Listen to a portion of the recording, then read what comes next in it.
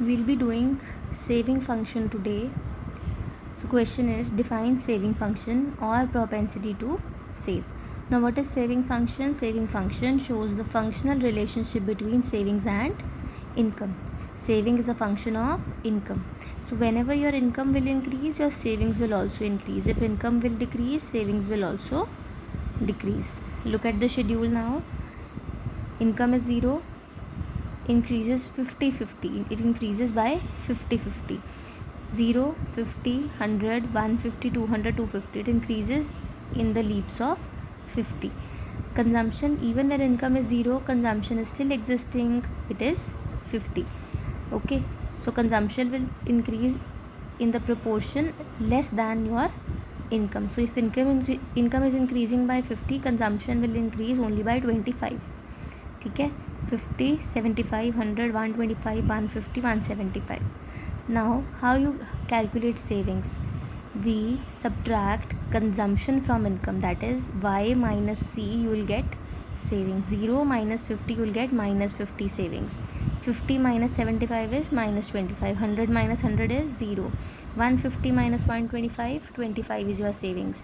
200 minus 150 is 50. 250 minus 175, 75 is your savings. Now look at the diagram. When we plot it, we have to plot income and savings.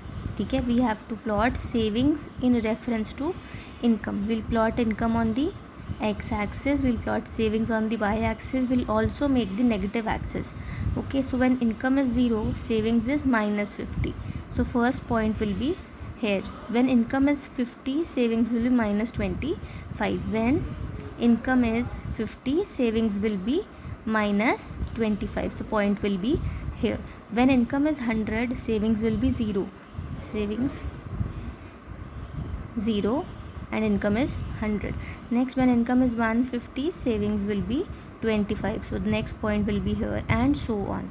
We'll join the points and we'll be forming the savings curve. Savings curve is initially negative, it becomes 0, and finally it becomes positive. Now when will savings be negative? Savings will be negative when income is less than consumption. Savings will be 0 when income is equal to consumption. Savings will be positive when income is greater than consumption. That's all about saving function. Now the next question is, explain different propensities to save.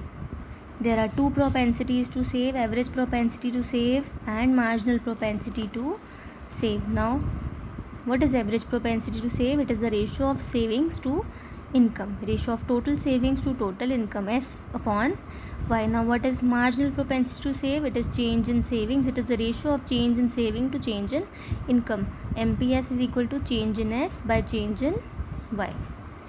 Next question is the relationship between APC and APS. Now what is the relationship between average propensity to consume and average propensity to save?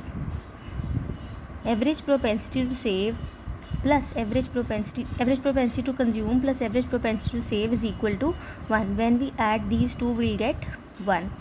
Now I am going to give you the proof how I have derived this equation. Now y is equal to c plus s. Income is equal to consumption plus saving. If we divide both these sides by y, if we divide the left hand side and right hand side both by y, what will you get? Y upon y is equal to c upon y plus s upon y.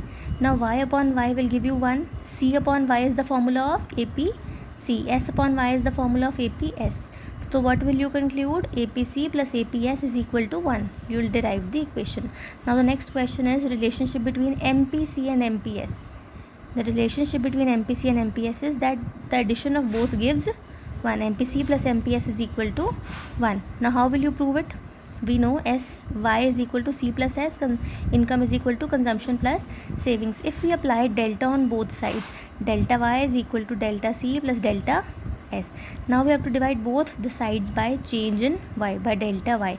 Now we have to divide both the sides by delta y. So delta y by delta y is equal to delta c by delta y plus delta s by delta y. Delta c by delta y is the formula of MP. C delta s by delta y is the formula of MP.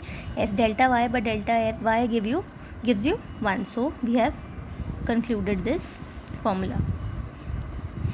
Next question is the properties of APS and MPS. So the first feature of APS is that APS can be equal to 0. APS, average propensity to save, can be 0 when savings is equal to 0. Next, APS can be negative also. When can APS be negative? APS can be negative when savings are negative. APS can never be equal to 1. Savings can never be equal to income. So that is why APS can never be equal to 1. Okay. Now next is features of MPS. MPS cannot be 0. MPS can never be 0. Why? It will be 0 if change in savings is 0, which implies that savings remain constant. But savings कभी भी constant नहीं रहती. जब भी आपकी income change होगी तो savings भी उसकी वजह से increase होंगी. So MPS cannot be 0. MPS cannot be equal to 1. MPS cannot be equal to 1. MPS will be equal to 1 only and only if change in savings is equal to change in income. But नहीं, कुछ part जब भी हमारी income increase करती है हम सारा का सारा सेव नहीं करते, हम उसमें से कुछ पार्ट को हमेशा कंज्यूम भी करते हैं. इसलिए MPS cannot be equal to 1. Next is MPS ranges between 0 and 1. So what is the range of MPS? It will range between 0 and 1, somewhere between 0 and 1. And MPS of rich people is higher. ठीक है, जब भी rich लोगों की income increase करेगी वो ज़्यादा save करने की कोशिश करेंगे, ना कि consume. So MPS of rich is greater than the MPS of poor. Next question is define investment. Now what is investment? It refers to the money which is spent by producers on the purchase of capital goods. Example, machines, tools, buildings, inventories, etc. Now there are two types of investment.